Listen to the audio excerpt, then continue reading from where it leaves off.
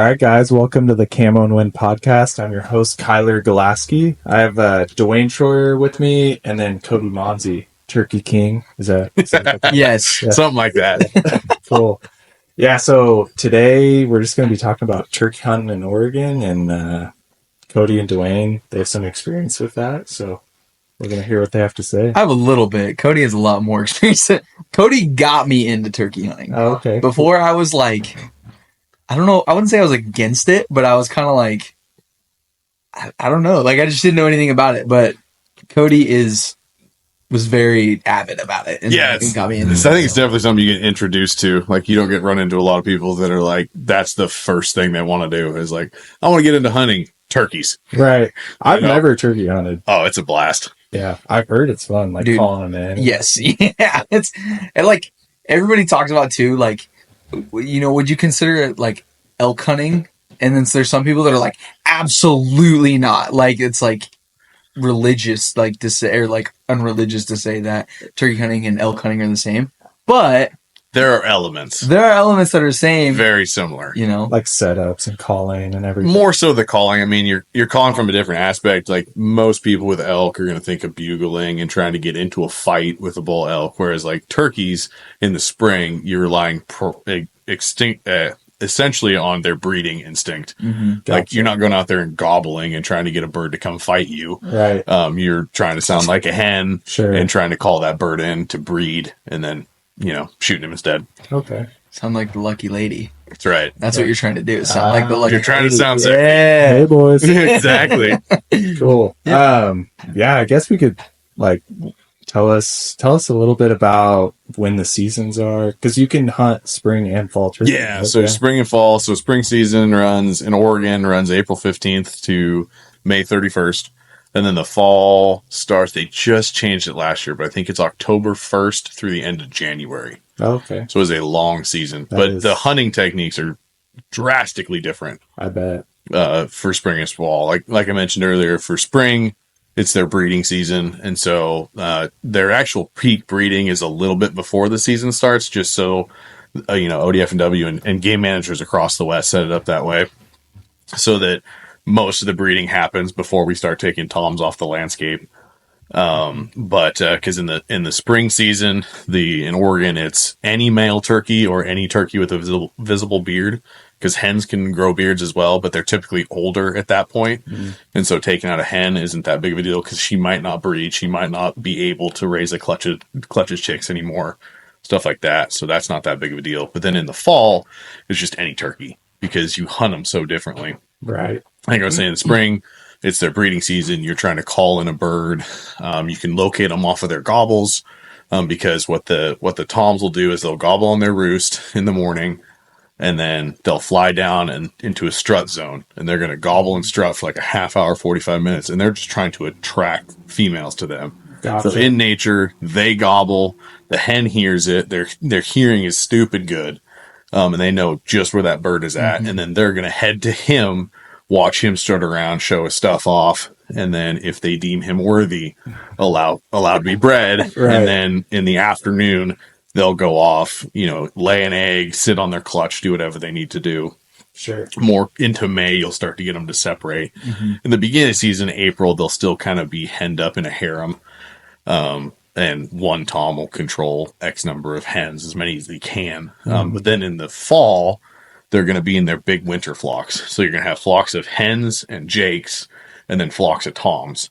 And so they don't separate it because you call birds in the fall, but you do that by flock busting. And so you find a big group of birds and you bust the flock up, and then you sit down and you try to outcall either the lead hen or the lead tom, and you try and call one or two birds back into you instead of into them. So like it's big in the South, and guys actually train dogs to run into flocks of turkeys and break them like a pool break, Gotcha. So that's similar to like when you're elk hunting and yeah, you bust the herd. Sometimes you can get a spike or something to come back in. Yeah. Cool. Yeah. I've never done the fall hunting turkey. I've only got into the spring just because I feel like there's more action in it. And also, I feel like it's not that common around here? Would you say it's common around? No, it's not. I think Oregon? guys that shoot turkeys in the fall, they're either like super diehard turkey hunters or they happen to have a turkey tag in their pocket. It's, they're looking for that opportunistic. The guys that got me into it, Cody and Rocky Parator, like the last 2 seasons have killed birds in the fall, but it was because they were out deer hunting. Right. And they're like, oh, hey, there's turkeys. And then came back the next day with a shotgun, Yeah. and did a little spot and stalk and got in front of these birds and shot them. Mm-hmm. Cool. Yeah. How'd you get, what started you into turkey hunting? Well, so yeah, how I got into it, my first season and the first bird I killed was back in 2011. I had to look it up. But it was my buddy from middle school, Cody Parator. He and his dad had gotten into it years before, and he and his brother Kyle had gotten raised up doing it. Met him in middle school, started hanging out. We started like duck and goose hunting together. Mm-hmm. They're like, "Hey, we hunt turkeys in the spring." I was like, "What?" Kind of sounds like a lot of fun. Yeah. I'd never done it, never heard of it, never looked into it. And he invited me down to go with him and his dad and his younger brother on a weekend trip down to Southern Oregon, because that was the only place they knew where to find turkeys at the time. And we blasted down for the weekend, left Friday after school, hunted Friday evening, Saturday, and Sunday in the rain. It was a horrible weekend to turkey hunt. And they were all super generous. Like, I was first up to kill a bird because I'd never done it. That's cool. And we called in a bird Saturday afternoon in between rainstorms. And I've been hooked ever since. Yeah. That's and Duane's been trying to get me to go. He's like, dude, it's the best thing ever. I mean, I'm really into it, but we were talking about it earlier, and so Cody got me into it, and like I said before, it wasn't something that I was really interested in, but he's like, hey, come try it. So we went, and we talked about, I went 2 seasons without killing a bird. Yeah. And third season came around, and I was like, yeah, I don't know if I'm going to continue to do this. I don't believe in turkeys. I see them out walking in the field, but we don't see them in the woods, right? When it's time to go. But it was something that,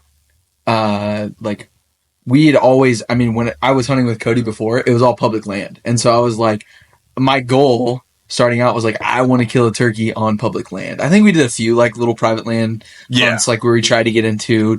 I remember crawling through poison oak and things like that. And that one was pretty miserable. Yeah, that wasn't a good time. Yeah. Pouring down rain. I was like, dude, what are we doing? These turkeys don't even like rain. Why are we out here trying to? We chased turkeys all over that property. We did. And so, but then eventually, when we got into my first bird, when I killed my first turkey, it was dude, I'm hooked. And just how that all happened. I think that morning we were on a piece of public land. Mm-hmm. I think we drove the main road. I think we had saw turkeys. Were they across the road from the public, or? No, they were. Yes, they were. That we have one piece that we hunt, and the easier way to hunt this piece is you can drive the main road and you look up. Mm-hmm. It's there's a power line, like a big transformer power line path cut through. Mm-hmm. And so you look up the power line road, and you can either see birds back onto this public timber, or private timber, but public access, mm-hmm. or more often than not, the birds are lower on private. Right. And so we'll drive past, see if there's birds. If there's birds, we'll go down the road, turn around, drive back, park, hike in. Find a spot. And then try to, we know exactly where to hike in, exactly where to set up, and you try and call these birds up the power line road. Right. Can they wind you, or are they? No, that's the beauty with turkey hunting, is you don't have to worry about the wind at all. They can their see, eyes are seriously good. Any little movements or anything, they will catch quick. I mean, I guess the first killable turkey that I had no idea what I was doing. This one was coming up a road, and they drum really super cool, and I learned when they're drumming, they're close. They are killable when you hear them drumming. Mm-hmm. And as it's coming up, you can't see it, the road's going down, and this bird comes up and literally sticks his head just up above the rise and goes, pick, pick, and then gone, within seconds. I'm thinking now I got the gun up and I'm shaking. I'm ready to go shoot this thing. And Cody's like, dude, it's gone. And I was like, what? And so, first learning experience right there. Yeah. When you hear drumming, that might have been your first hunt ever too. It might have been. And so it's, guys care if I double check that really Yeah, quick? yeah, go for it. Otherwise, we'll finish it. And Yeah. Okay. I just don't want it to all be blown out. Yeah. Let me do this. I don't want to stop that. I just want to go like this. Should we have to start over? Cool. Now I'll be able to edit that. Sweet. Sorry, boys. No, that's fine. That would just suck if we got to It's the end. episode It's like 2. We're still working out completely- kinks. Sorry, guys. We had to check the mics real quick. We didn't want it to be all blown out. Yeah. I think it's just because I was getting into too many stories. I think it's probably what it was. And Yeah. I was like, wait Yeah, a second, like, let's stop. Duane- Yeah. We But, okay. flow his role. So back to my first bird. When I killed Yeah. my first bird, we checked. There was turkeys across the road past. So we actually went back. We got set up where we wanted to on that power line road. Mm-hmm. Are you And guys in Western Oregon? Yep. Eastern Oregon? Yeah, Western Oregon. Western Oregon. yeah. Oregon. And so we got set up, and I think we tried. We tried for a while to get these turkeys across. Eventually, it wasn't happening. So there's some spots you can check up. You keep going up the power line road. Went up there, called. Next thing you know, we're sitting there for a while. Yeah. Calling. Took some naps. I have some great pictures of Cody taking naps in the woods. Hey, the turkey woods are one of the best places to take a woods nap. I mean, elk hunting is also the same. That midday elk hunting nap just hits. Sometimes you wake up and they're right there. It's worked for me for turkeys before too. I've it's- called in birds snoring. Seriously, I think he was snoring this day. And so eventually we're sitting there for a while, and it gets to be, I think it was right at noon or just before. Just and, before. And we're like, all right, let's head back. The kind of like nothing much going on. We're not hearing any gobbles, whatever. So we're walking back to the truck, and as we get. It was the last corner. So the last corner before we start heading downhill. Yeah, that you've got decent projection because it's a vocal game we're playing, right? And so projection, getting your call out is huge, and you can run a number of different calls. There's mouth reads, there's slate or pot calls where it's a piece of rock, literally, or a piece of glass, and you're running it with a striker making scratching noises. Or there's box calls. And box calls are traditionally the loudest, and so that's what I like to do to get as sound as far as I can at higher points to locate, is I'll run a box call. So we stopped at the last spot on the way in, and I learned this from my buddy Cody on this same property, is to call your way back to the truck. Right. So he and I had gone out 2 or 3 years prior, and I had killed a bird with 20 minutes left in shooting light that his younger brother had missed a couple days before. He was like, hey, I want to go back and see if we can get on this bird. We were on the backside of this same property. Had walked up the road, called in all the same spots, didn't hear a thing. Went up to the top, found a pile of feathers and a shotgun shell. And we're like, oh, somebody shot the bird. Dang it. Walked back down, and same thing at the last corner, stopped and called, and this bird fired off right below us in a field. Yep. And so we set up, he came into the timber, ran up the road, shot him. And so ever since then, like, you got to call your way back to the truck. You never know. You never know. We get around that corner, and Cody's like, he just goes, yeah, you might as well try it. And sure enough, he does a couple clucks, and the next thing you know, a gobble like below us on the road. And I think Cody snuck up a little bit, peeked down, and there was one strutting. Well, right not in the even. middle. So it gobbled down below, and I said, that thing's on the road. It's on our side. Yeah. And we scurried down the hill, and it's a hill, and then it flattens out, and then it's another hill that goes right down to the truck. And so on that flat spot, I was like, we got to set up here because he gobbled once to me, and then on our way down, he gobbled 2 more times on his own. Right. And so I was like, he's fired up. This is a killable bird. Like, he's clearly looking for us. And so got him set up against a tree. Yep. And then I run a decoy. There's guys out there, the purists, that are like, oh, you can't run a decoy. It takes away from it. You know what? I want a visual aid. Right. I run a decoy. Any help, man? We needed some help at this point. It Like, helps. And so I snuck up to set the decoy down. And the decoy is a little bit of a trick because you can't put it too close to you that the bird looks at the decoy and then looks at you. Yeah. But you can't put it too far away because the bird, as soon as he sees the decoy, is going to stop there. Because in nature, he gobbles, she comes to him. Yeah. And so you're trying to reverse it. So they're already nervous when they're coming in because it's not normal. Right. And so Like something's up. exactly, Yeah, they yeah. know something's not quite right because she's supposed to come to me, right? I'm putting on the show for her. Right.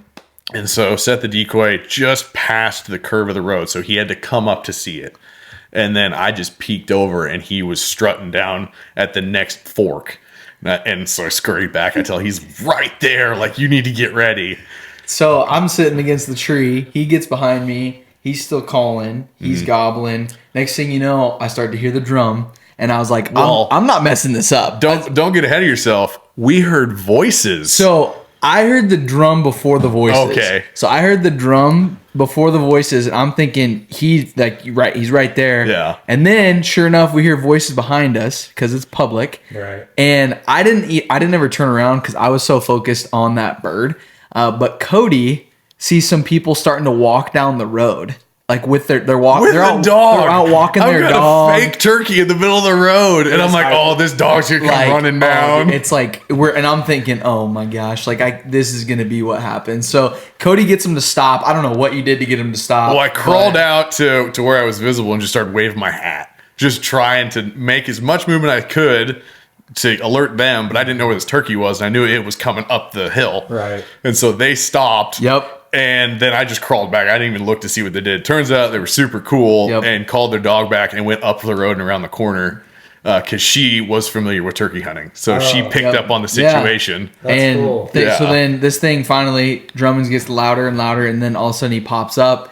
And I mean, pops up. I see him. I think he's still kind of like puffed up. Mm-hmm. And then I think as he started to go down like to a 3/4 strut or something, boom, I rocked him, and I was like, I'm not waiting any longer. Like, I'm going to shoot this thing. Dropped him, ran up. I mean, just excitement, like beyond belief, as my first turkey. And it wasn't a Jake, like it was a big mature that's a good Tom. bird. That's And cool. and then, and then we start hollering at the people, and the people come down and they're like, is it okay? And we're like, yeah. And then we get to talk to them for a little bit. They're like, It "Did was you really get cool. it?" We're like, "Oh yeah." So that was my first turkey. That was my first bird that, but it was funny just because, like, the typical in the morning is, out when they're out, they're kind of looking, they're putting on a show for the ladies and things like that. And then it was like midday. Yeah. I mean, middle of the day, warm, like, next thing you know, this turkey showed up. And It's Got it now. my buddy Cody that I've mentioned. Like, he won't even go out first thing in the morning anymore because they've killed so many birds in that mid afternoon to evening. He's like, "Why am I getting up at 5? I'm gonna shoot him at 10:30." And it's like, there are days it's hard. Like, it's I like, still love getting out in the woods and hearing the world wake up, and hearing them off the roost, even though we've killed one bird, I think, before 8 in the morning. Right. Everything other than that has been that 8 o'clock to 2 to 5:30. like, I'm the same way with elk hunting. I used to get up early, get to a spot, park, walk in, and then it's like 9 a.m., no elk around, and then by the time you get into elk, it's like noon. Yeah. You know what I mean? I'm like, I'm not going to They're get up going early. off, yeah. Yeah. It's not worth it. yeah. But yeah, no, I think that, but it's funny whenever we're talking, getting ready to go, and he's like, all right, I'll see you bright and early in the morning. I'm just like, why can't we go at like 10? like we know we're not going to see anything till 10 anyways, or whatever. But no, we've had a couple. I've had now 2 birds. We killed the one that was like over in Eastern Oregon, which is another adventure. Yeah. That one was at like 6, I think. I think we tagged it at 5:45. Yeah. Like, so that early morning was worth it. Yeah. And then the bird that I killed last year, I think was right around 8 o'clock, 9 o'clock. So it was kind of that early morning, or got up moving around. Oh yeah. So it is worth it. But we're getting it's it dialed tough, in. man. It's tough sometimes getting We're getting it super dialed early. in. I'm like, I'm going to chase this 20-pound, 15-pound animal that is. It's like, man, it's early. Yeah. I think we're finally at the point where now, like, especially this last year, where I feel like if we're going out, like, I'm super confident in my game plan. Like, it took him 3 years to kill a bird, but that's because he was learning with me. Like, I was still learning. Right. So I killed that first bird in 2011, and then looking back at social media, I went on like an 8-year, I think it was a 7-year dry spell. where I was trying to figure out how to do it on my own because I couldn't just rely on going with my buddy and his dad all the time. Right. And so I'm trying to figure out how to do it on my own, learn how to find birds, and like screwed up a whole bunch of setups. And I got really good at calling birds in to 70 yards right behind brush where you couldn't see them. Like I would consistently find way more birds than my buddy and his dad, but they could get them called in and killed. Like they're killing 3 birds for 2 people or for 3 people every single year almost. Right. And I couldn't fill a tag to save my life.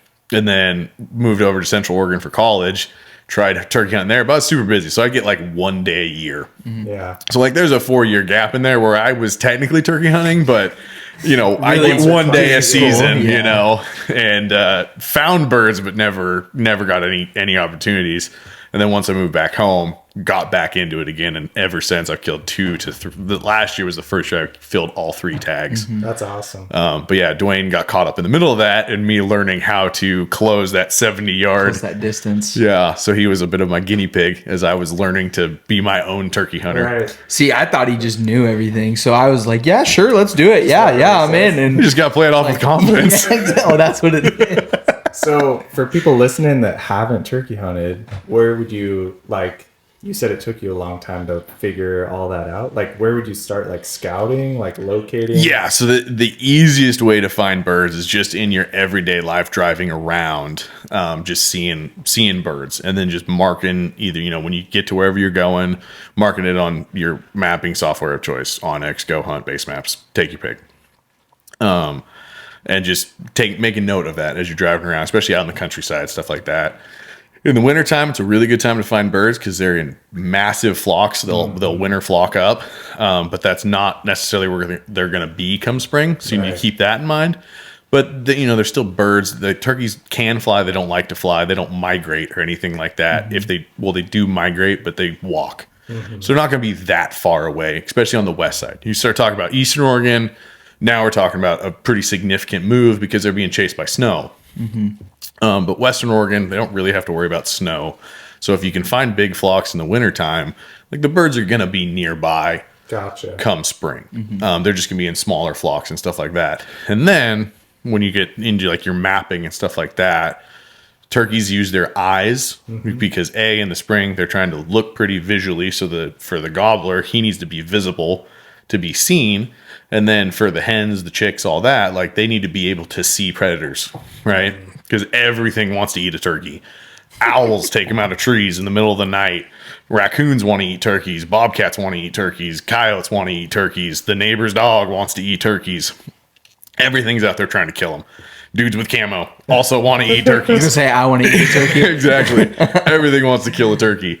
So they like open areas, but they still need some brushy, especially the hens, because they've got chicks, they've got little ones, and that's where they're going to feed. They're eating seeds, they're eating grasses, but they're also eating bugs. They're eating berries, whatever they can find. They're omnivores. Their diet ranges quite a bit. They're eating flowers. So are they in like transition areas? Kind of, yeah. So like you'll see them in the middle of the day. They're going to be out in some dude's field, right? But they also need somewhere to roost. So they need tall trees nearby where they can roost at night because they roost up off the ground where they're theoretically fairly safe. And then they'll fly down in the morning. And turkeys will make a circle every day that's going to hit water somewhere along there. It's going to hit a feeding area. They'll probably hit a dusting area somewhere to get the mites and stuff off of them. And then more feed, maybe more water, and then back to the roost tree. Gotcha. They don't use the same tree every time, but they're going to have a general area where they like to go back. Gotcha. That circle is going to expand or shrink depending on how close the resources are. So where we hunt in Eastern Oregon, that circle might take a couple days, so it's finding them. Where are they at on that circle? Here in Western Oregon, the circle is usually a day. Like you can find them somewhere at the same spot kind of every day. But getting access to those turkeys is difficult. So like what we do most of the time is public access timber company calling birds off of private and killing them on the public access. Like Cascade Timber. Yeah, CTC is a good one. Up the whole travel complex up in the Alsea. Not that there's a lot of birds up there, but that kind of area, if you can find a travel management area, something like that. I saw like we were scouting for elk in August, and we were pretty far back up into the foothills, and there's turkeys in the timber, and they were like quite a ways away from ag fields. Yeah, and if they can find open areas, I mean, the nice thing with the timber is you've got those open open cuts, and so if it's a fresh cut, only a couple years old, they'll be in there potentially. If there's already turkeys up in that area, they'll be in there. Once the cuts get about 4 or 5 years old, they're too thick for them. Right. They're not going to go through. Well, that grass gets pretty tall. Yeah, and the grass they're not too worried about because they can periscope their heads and stuff like that. But it's the blackberries, it's the actual Christmas, the trees and stuff like that get too thick. They're not busting through, because it's a 20-pound bird, not a 80-pound deer or a Right. 300-pound elk. Right. They're not busting through like that. And so it's finding where you can access and then where are open areas that these turkeys are going to be, and can I call them to the property line or over the property line, or can I find a big enough chunk where, hey, there might be like there's private land with a nice big fescue field, but then you've got a cut right up to it, so they're probably roosting in the big mature trees, flying down into this cut that's wide open, and then sometime during the day they're bopping over to the private, and you can catch them in there. Right. And so, I mean, that's a lot of I feel like that's that talks about a lot of Western Oregon. Because you think about Eastern Oregon, we've been getting into that the last couple of years, trying to make a trip out of it, having fun just to do something different. Yeah. And when we first went over there years ago, it was, you had one point, I think, from a friend. Yeah. Who was like, hey, we've gone back here and turkey hunted before. Yeah. But when we went in there, it was like, we're throwing a dart at a map. At an old map. Old map. In my time in Central Oregon when I was going to school, I made a trip out to the Ochoco's once. And I knew a guy that had killed some birds out there. And this was before I even got into to e-scouting. So I'm working off of the RAM foldable maps. I still keep this map in my truck. Yeah. So we sat down, unfolded the map on the hood of my truck, and he marked down a couple roads for me. Like, hey, I went with a guy. We shot a bird up in here, and we've seen birds here. And then Duane and I start talking about, hey, let's try to go east, and we don't know where to go. I was like, well, I've hunted the Ochoco's once, I have a map that's got a couple of marks on it that's 4 years old now. And so we're like, let's try it. I called the biologist. I was like, hey, I used to live over there. My buddy and I are thinking about coming over to turkey hunt, here this next weekend or, 2 weeks out or whatever. I've got a mark here on X, Y, and Z road that's old information. Like, what can you tell me? This is kind of where I'm thinking about going. He's like, oh yeah, you'll find birds up in there. Like, in that area, the Ochoco's, they actually release turkeys. It's the one area in Oregon that the Forest Service partners with the NWTF, the National Wild Turkey Federation. Okay. And so they do some habitat management, and they do releases on the south side of the Ochoco's. He's like, but when you guys are thinking about heading out, the snow's going to be mostly gone, so those birds are going to disperse all throughout. He's like, so you can definitely find birds down, X, Y, and Z road. I was like, okay, what about this other spot? He's like, oh yeah, you'll find birds up in there too. They've made their way up there by this point. The snow's melted off. The biologists are so helpful. Oh, so helpful. If you have to have questions, don't just call them and be like, hey, where should I go? Have specific questions. Do your homework before. I still have one biologist. I'm still waiting for a phone call back, and that was when we looked at hunting interstate. So sometimes they never call you back, but that's besides the point. But again, even when we went over east, I mean, in the back of my head, Cody knows everything. So in the back of my head, I'm like, dude, we're gonna get on birds. Yeah. Cody knows where to go. Cody's got this old map from a friend who's, Cody's got it. But I think we got there and it was the first evening. I mean, but you talked about some of these spots too. You're like, we're gonna go find some open flats. We're gonna find some taller trees. Yeah, they need somewhere to roost. They need somewhere to strut. We went in the evening, I think, and we did we go out? I think we went out that evening. We went out and tried to shot gobble. So the thing about turkeys is that they will gobble at loud noises. Not all the time, but they will gobble at loud noises, and that loud noise can be anything. People traditionally use owl hoots.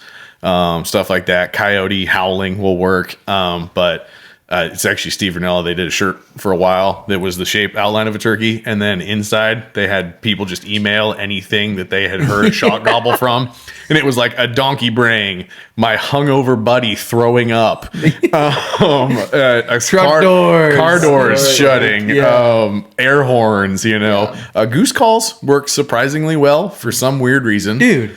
Yeah, and that was funny thing about a goose call. I think it was our first year, and we're in camp, and like the last morning, we're just like, okay, we're tired. We've been trying to chase birds. We got on a couple, haven't been able to close whatever, and a goose flies over, and as it's honking, flying over, it's like, there's a gobble, there's a gobble, there's a gobble. That like as it's flying, and so it was weird. Goose calls, goose calls work. Cool. So and so we went out trying to shot gobble birds that first night. This would have been, 2018? 2019? 2019. Nothing. Like, okay, cool. Not surprised. We threw a dart at a map. Yeah. It takes a long time to learn. Yeah. So, okay, cool. Went back to camp, set up, had dinner, all that. We brought our wives, or my girlfriend at the time, your wife. Yep. And so, hung out with them. And then next morning I get up, birds will gobble at sunrise or right around there. So you just get to a high point and listen. And that's what we did. We didn't want to go right out into the middle of this big plateau because we didn't want to be visible. So we were a little ways off of it. Sure enough, a bird gobbled. Yep. And we both looked at each other like, you heard that, right? Like, I'm not, because you get far enough into turkey season and you start manufacturing gobbles. There's ghost gobbles just like bugles. You're like, that was definitely a bugle, and your buddy's like, no, that's not an elk. That's you wishing you heard an elk. I think I looked. Oh yeah. I think I looked at us and I was like, dude, we are so good at this. And we ended up chasing that bird, and I think it closed distance, got to that 70 yards. Yeah, there was two of them. Yep, and then turned around, walked up, and we're glassing them. We were on one plateau, and they were on the other one by that point, and we were glassing them and spent some time chasing them. Didn't end up. We didn't ever close the distance within 60 not yards. not that first morning. We had called them down to a road, and then we were on the other side of a group of trees, and just they didn't want to come through the trees. But I think that all that to say, like when we got over there, and we didn't really know what we were doing in Eastern Oregon, but like we were still looking for those areas, right? Those tall timbers, those big open flats, places that they can feed, places that, because then when it got to like near the last day, we heard gobbles below camp. We went in there and started chasing them, and we found a strut zone. It was that first morning there was a couple different toms. We didn't actually get to see them just because we were on the lower the side. topography. There was just enough of a rise. Right.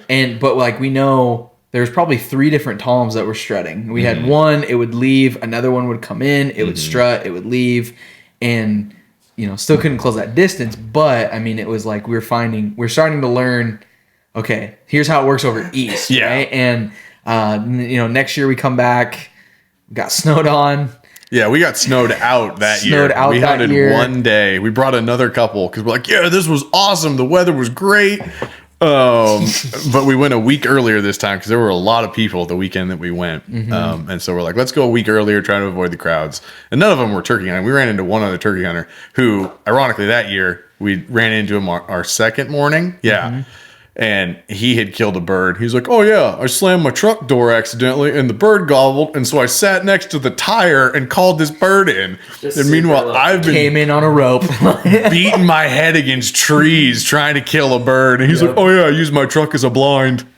God, whatever. Some people, all the luck. So got snowed out the next year, and the year after that, though. Then I think the year after that, when we came back, it was we came to realize we were in an area below camp that had turkey tracks and sign everywhere, and we were like, were here. They say it was all old. It was all old, like and then 2 weeks old sign. We moved up, and when we moved up, it was like, oh, there's some turkeys in here. We killed a couple birds. That third year we pulled into where we wanted to camp, and there were turkeys. There were 2 toms and 3 hens in our campground. Nice. Yeah. So we drove right past. So close to killing a bird. We drove right past, hopped out. You're in like Crocs. Yeah. Grabbed the shotguns, and I grabbed like 2 calls out of my pack, and we like threw on a camo jacket and tried to go kill these birds. We did call them in. We did. But they were headed to their roost tree, so they didn't want much to do with us.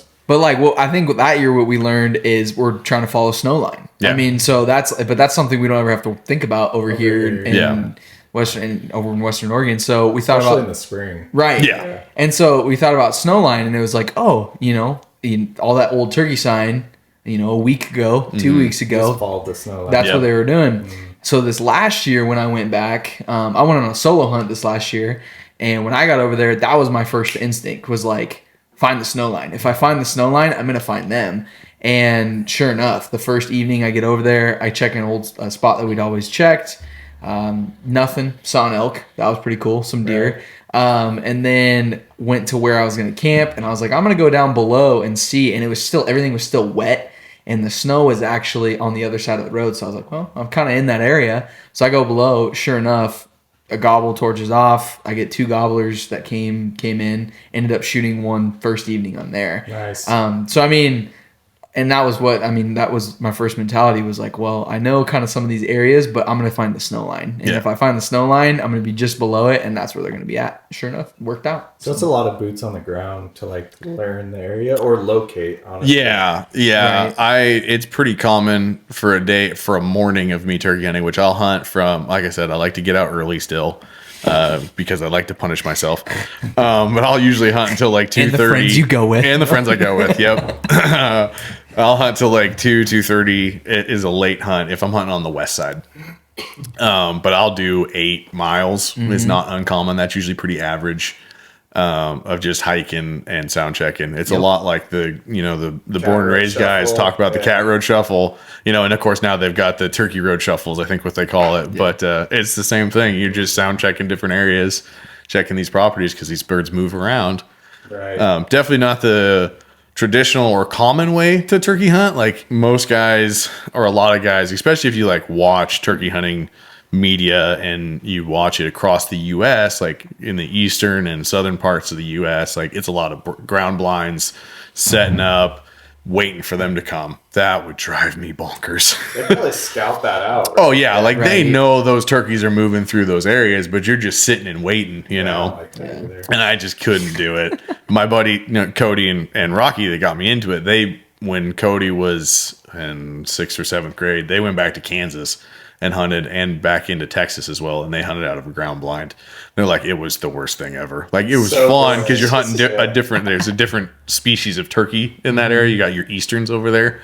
Up here in Oregon, we're hunting the Rio Grande. If you get far enough east, you can start to get into some Miriams, and one of the subspecies. But yeah, they were like, oh, it was brutal because they had been doing it for years, where you're running gun, always moving, always looking for different birds. And Yeah. No, that'd be a totally different thing. Yeah. I haven't experienced that just sitting waiting for something. I mean, we usually get something to torch off, and then yeah, and like if I'm making a sit, I'll do a half hour minimum. If I think it's a really good area, or if I get a response, I'll bump it to an hour. But otherwise, I'm going to get up and move because I'm just burning time where I could find birds somewhere else, or there's going to be a gobble somewhere else that I can go find, or around here, it won't be one property typically that I'm going to go to. I'm going to have 4 or 5 that I'm going to check in my day or my morning of hunting. Right. Yeah. And you guys put a plan together. You're like, hey, we're gonna Usually the night before, if I'm going to hunt local the night before, I was like, hey, we'll start here. From there, we'll bounce to here. From there, we'll make, or usually by the 2nd or 3rd spot, you're like, oh, what do you do? I was like, well, let's go check out this area. you make the most of your time. Yeah. Yeah. Well, Cool. so Check stuff. Yeah, man. It's fun. It's good. yeah. I want everybody to go turkey hunting. I'm like to like the point now where still obviously learning. Like I don't know everything about turkey hunting. This is the Turkey King, so I'm following after him. But like I'm excited to. One of the things I really want to do is I work with students, so like I want to get them into trying something they've never done and being able to get some access to some property that I know holds turkeys, saying, hey, I'm going to take out a student. Like that's not only going to be fun for them, but it's also going to help me get better at calling, get better at setups, get better at different things. Yeah. And so, I'm trying to find people to go with and just to get out there. So they can and as far as like experience hunting goes, like the barrier for entry for turkey hunting is fairly low. Yeah. Like we've talked about a lot of like technical stuff with calling and stuff like that. I mean, you can kill turkey spot and stock. A whole bunch of people do. I did my first one this last year. It's a lot of fun. But realistically, all you need to kill turkeys is a shotgun, which you can borrow from somebody. And it could be a 20 gauge, it could be a 12 gauge. There are guys that love to kill turkeys with 410s. You know, you get the right ammo and a 410 is lethal under 40 yards. And then you just need some kind of camo. It doesn't have to be fancy camo. Like I hunted out a Bimart, you know, the King's Bimart camo for a long time. Oh, when you first start hunting. Yeah, that's what you end up with. Walmart, baby. Walmart and special. You just, I mean, everybody says, "Oh, my grandpappy used to kill turkeys in a flannel shirt, and flannel vest and blue jeans." And it is true. Like you just need to sit down and not move. The calling, you know, that takes practice. But like box calls, pot calls, those are pretty easy to run. There's a couple of pretty simple movements that you can make to make the noises, the few basic noises you need to get a bird to come in. The mouth reads, that takes a little bit more practice, obviously. But it also allows you to make more noises and you don't move as much. So it allows you a little bit more freedom. Right. But the barrier to hunt turkeys is really low, you know. Super low. It's you don't need a decoy, you don't need nothing, you know. Like duck hunting, same thing. Barrier entry is pretty low, but a dozen decoys doesn't hurt, you know. Goose hunting, the decoys are way more expensive and you do need them for the most part, you know. Turkey hunting, you don't need decoys, you don't need to go out and buy a high powered rifle, you don't need to figure out how to shoot a bow, you know. Right. It's and even like, you know, so you don't need a lot of that stuff. And it's interesting how like I've now killed turkeys with decoys and without decoys. Yeah. Like it's it is pretty easy. To do it. Yeah. Decoy them. You can do it without. One of the groups I really enjoy watching is the Hunting Public, and they do a turkey tour every spring where they go all over the South, the Midwest, they've killed birds up in Maine. They've come out to Oregon before and hunted, and like they all do it without decoys for the most part. One of their guys will bow hunt turkeys, and so he'll use decoys then. But they like to do it without decoys just because they've killed so many birds in so many states that they like that little bit of added challenge.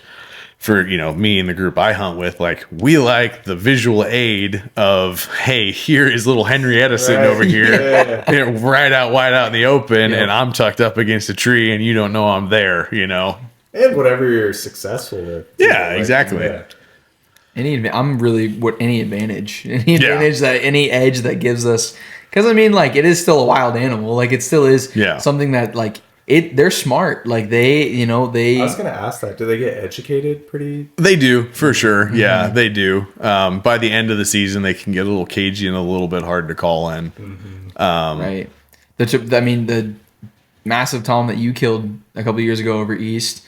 That was like last day we called and it like a mile off. I think it was a long way. It was a long ways. And we get up in there and we get set up and sure enough, here comes this hen. We didn't have time to set out a decoy. No. We didn't have time to set up a decoy, but this hen's coming in and she's coming in on a rope because she hears Cody clucking and this thing's like, the hen's getting mad. This tom's puffed up, drumming, gobbling his head off, and this hen comes within 20 she yards, was 20 yards from us, just down to our left. Sees us, does a little pop, pop, and starts like running off, and that tom was still just like, I'm sticking around. And I think you got like a window. You had was it a little window? Yeah, so the way that works is the hen and the tom split. So the hen, because she doesn't care about being visible or not, stuck to the tree line and was trying to come. Basically, we were trying to call her boyfriend away. So that's one of the techniques is like you can call in a tom, but if a tom is henned up, it's pretty hard to call him away from his hens. But if you get a small enough flock, like you might be able to piss off the lead hen and call her in, which I've done before, and hopefully he follows.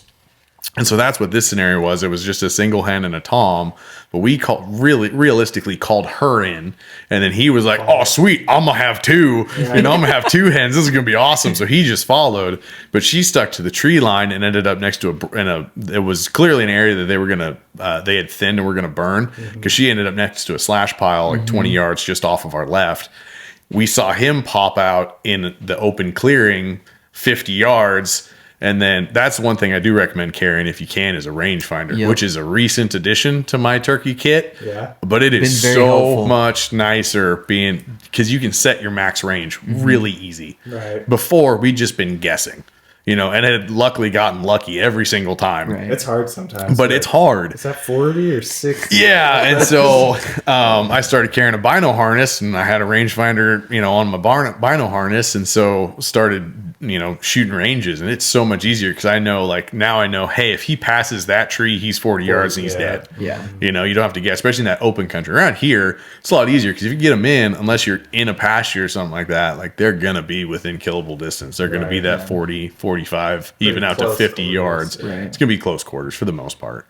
But over there, it was wide open. So it was nice to be able to, ding a tree and okay, that tree's 45 yards. If he gets to there, I can shoot him.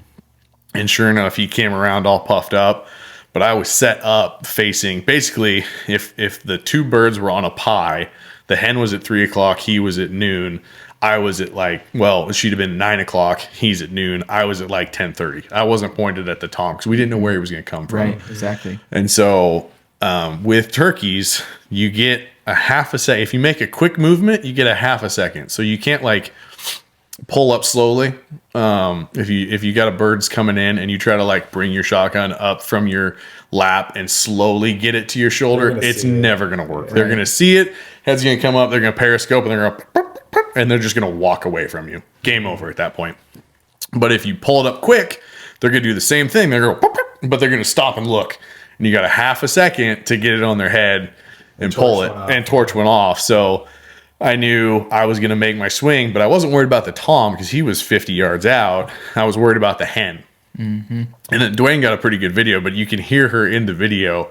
I swing when his head goes behind a tree. She goes, and he gobbled at it, which played in perfectly because he gobbled and stepped out away from the tree, stuck his neck out, and boom! That was all I could see of him was just his head, and just rolled him over. Yep. That's cool. Yeah, but I mean, they are smart. I mean, they will pick up those little movements, those big movements. If they don't like something, I mean, they're putting and they're running off. I mean, so turkeys are smart. That's one thing that I was like, how could this bird? Yeah.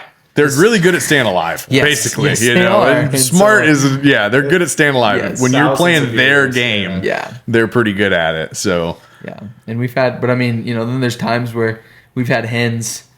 I mean, shoot, same season. We had your wife out with us, and we had some toms gobbling, and we get into a spot. The hen came running into us. That was probably 10 yards, and that hen just stayed there and just looked, and then sure enough, all of a sudden we see a red head start coming in, but he stayed far enough away, and the hen didn't like it, and she was looking around. She was looking hard. She was trying to find. Does that bust him? Yeah, yeah. Basically, we needed him to clear one more log, and he'd have been at 40 yards, and he stayed right behind it. I could see his head, but there wasn't any shot.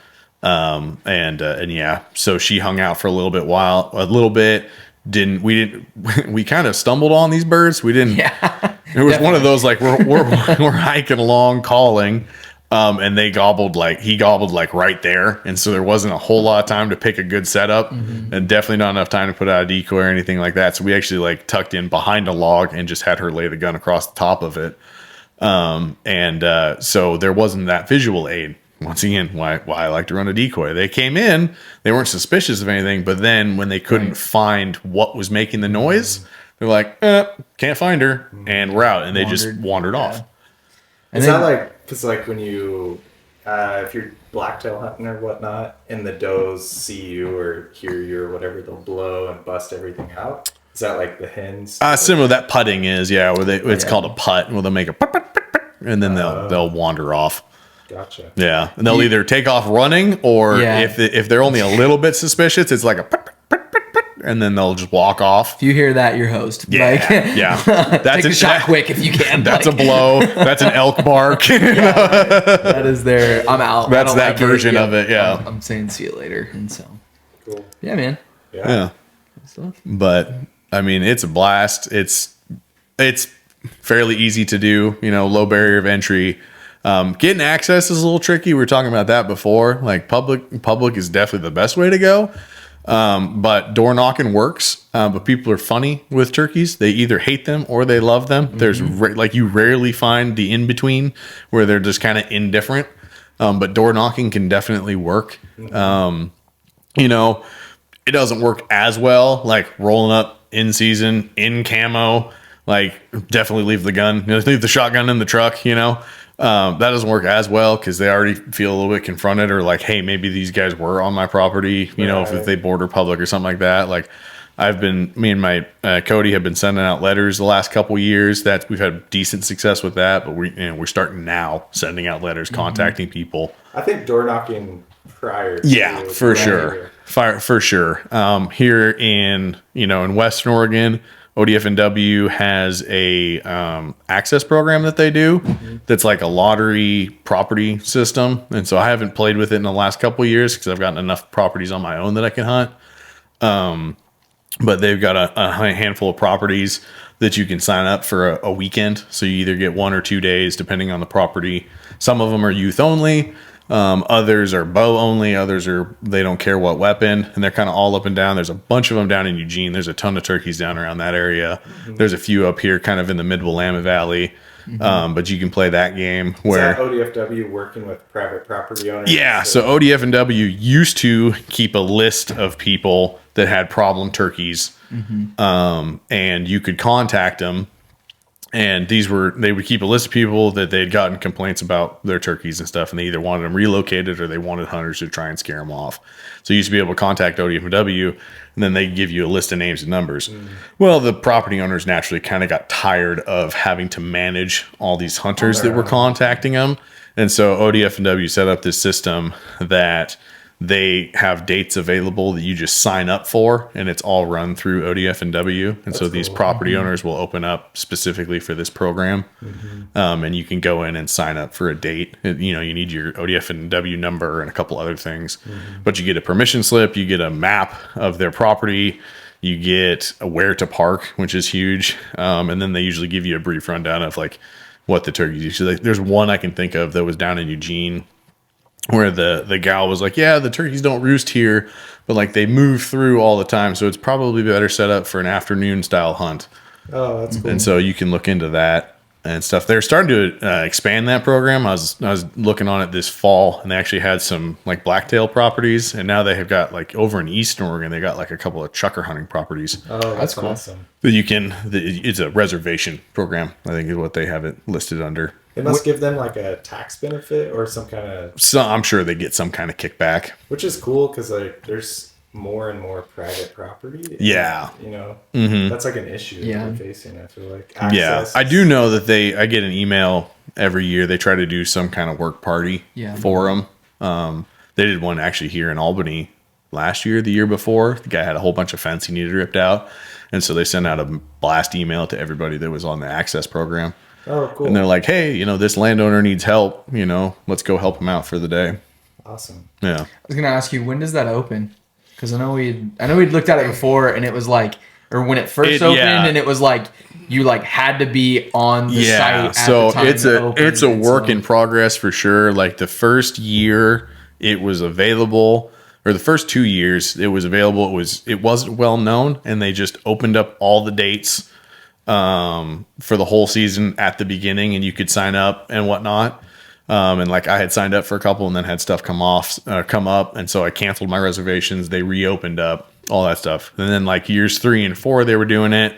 It was like the hunts opened up for the next 2 weeks at 10 o'clock on a Thursday. And I tried 6 times. Yeah, it's tough when you're at work. And I tried 6 times. I would get to like the fill out the information page and it would crash. Because so many people were on it, so I got frustrated and quit trying to do it at that point. I was like, I'm gonna find my own properties. This is ridiculous. Right. But I've heard it's gotten better, and I'm not sure how they open it up now. But I know it's I think it's a random. They lottery. Don't let you know. Well, it's not that it's a lottery. They don't let you know when it's going to open. It's just on you to check the website and see if there's new dates available for reservation. Cool. Cool. But I think I yeah, want to try that this year. yeah, that's a pretty good way to do it. It's a good way to get access. And then there's other places like there's other forests, like OSU does access permits to a couple of their forests, and they'll do like a turkey hunt in the spring, or they'll do elk and deer in the fall. So there's stuff to look into there. There's other access programs that you can Finley get. have one too? I don't think for turkeys. I know they do elk. I've had that one before. But I got Finley the does. OSU one Yeah. last year. Yeah. Went up there twice. Didn't get any birds. Ended up killing one on private and then 2 over in Eastern Oregon. So, but it's just like another access point essentially. Yeah. And so, Cool. Yeah, and I mean, there's Facebook groups out there. Don't go onto a Facebook group and ask, "Hey, I'm new to turkey hunting. What spots are good?" Right. where are the turkeys? Yeah, you will get destroyed. Yeah, people get so Don't do that. man, yeah. Show a little bit of homework. Same with calling a biologist. Do a little bit of homework. Right. Like everybody understands if you're brand new and you don't know what to look for, but ask that question. Hey, I'm in this area. What should I be I looking want to go turkey hunting. Is anybody willing to take me, or what kind of stuff should I look for? Because guys have spent a lot of time trying to figure out where these birds are at, what to look for themselves, all that. I've got no problem taking people out and stuff like that, but I've worked hard to find the spots that I've found. It takes a ton of work to go scout. Yeah, exactly. And so nobody's going to post on there, "Oh yeah, go to this road and here's walk the 3/4 of a mile. Yeah, exactly. Turn left at the oak tree and there's a bird standing there," But there are a lot of online resources out there that you can ask people. That's what all these forums and groups and stuff are for, is to educate and to learn and to learn new techniques and stuff like that. Yeah, and if you guys have questions, I'll tag you guys on Instagram and Facebook, and Yeah, for sure. Reach out. Yeah, reach out. Yeah, because I'm learning stuff every year too. There's a podcast I listen to, is the Roost podcast. This is their 3rd season doing it. It's Sam Solholt and Ben O'Brien. He used to work for Meat Eater. Sam Solholt does public land tees, t-shirts, really awesome t-shirts. Check them out. But they've done specifically turkey hunting podcast, and it only runs during turkey season. And it's awesome. I've learned a lot of stuff from them because they got guys from all over the country that they'll get on, and they do the same kind of turkey tour the last couple of years. And so they're hunting, they hunted in Oregon, they hunt in Montana, they hunt in Idaho, they're going down to Texas and hunting. And so you learn a bunch of these different techniques, and you can, pick and choose what you want to do. And, like something super simple that I picked up from them the first year I listened to the podcast is when I sit down on a setup, I unhook the front of my gunsling. Because it's one more thing that's going to get hung up. Catch on. If you have to move or you have to swing around, like now I unhooked the front of my guns. Like, never thought of that.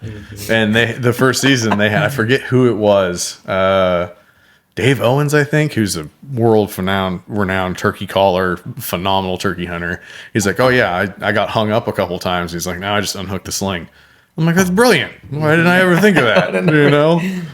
But it's just little things like that, or the sling will move, and that's what's going to give you away. Because that guy hunts Easterns, and those birds are wired up. Anything in the eastern half of the U.S., a lot of people hunt, and there's a lot of them. And a lot of pressure. Like, whitetails, everybody talks about how high strung they are, because they get hunted for 8 months or something ridiculous like that. Right.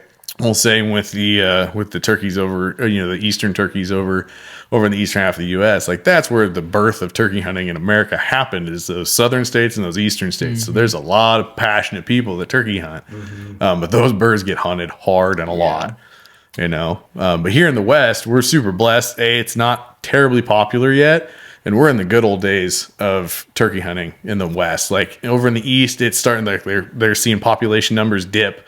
And they're seeing not as many birds, not as good poult retention for flocks and stuff like that. But here in the West, like, turkeys are showing up everywhere. When I say West, I mean like Colorado, Wyoming, and over. Dang. All these different states have got turkeys popping up everywhere. You're seeing more and more turkeys here in Oregon, moving into towns and stuff like that. Turkeys are growing. So we've got growing populations and more opportunities to hunt them. Excuse me. Here in Oregon, we get 2 tags in the spring for sure. And then there's a bonus tag that works for 3/4 of the units in Oregon. I don't know off the top of my head which ones they don't work for, but it's only a handful of units that you can't use that bonus tag in. And then in the fall, you can get up to 2 tags in most of the state. Yeah. So like you can kill 5 birds in Oregon. That's a good opportunity to get out in the woods. Yeah. It's a great opportunity to get out in the woods. They're only 20 pounds. So at most 20, 25 pounds. So the pack out's not terrible. Love that. Love that. It's not a hard pack out, and you don't have to hike 8 miles. That's just me. Hey, but it works. But and they're everywhere. If you want to go, over to the Snake River and hunt them in the steep and deep, go hunt them there. There's birds over there. Mm-hmm. If you want to hunt farmlands, in the valley, hunt them there. Lots of opportunity. Lots of opportunity.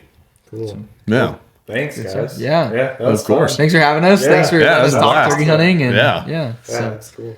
Good, man. Yeah, we'll have to do a recap after spring turkey. Oh, definitely. Yeah. I'm excited. I've got a few people to take out. Hoping to get my wife her first bird this year. I got her into it.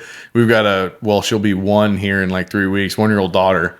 And so we're going to try a ground blind with the toddler and see if we can't kill a turkey. Because 5 in the morning is a little early to ask the grandparents, hey, can you watch the kid? We'll be there at 4:30, So we might have her in a blind with us. We'll see. That'll be cool. Yeah. I'm hoping. Yeah. Good. Well, thanks, guys. Appreciate it. Yeah. Thanks, Kyler. Yeah, thank you. Cool. Right on. Good. Yeah. Thanks, guys. Yeah. That was fun. I don't know how long that was. I don't either. An hour? I'll stop that. Hopefully this is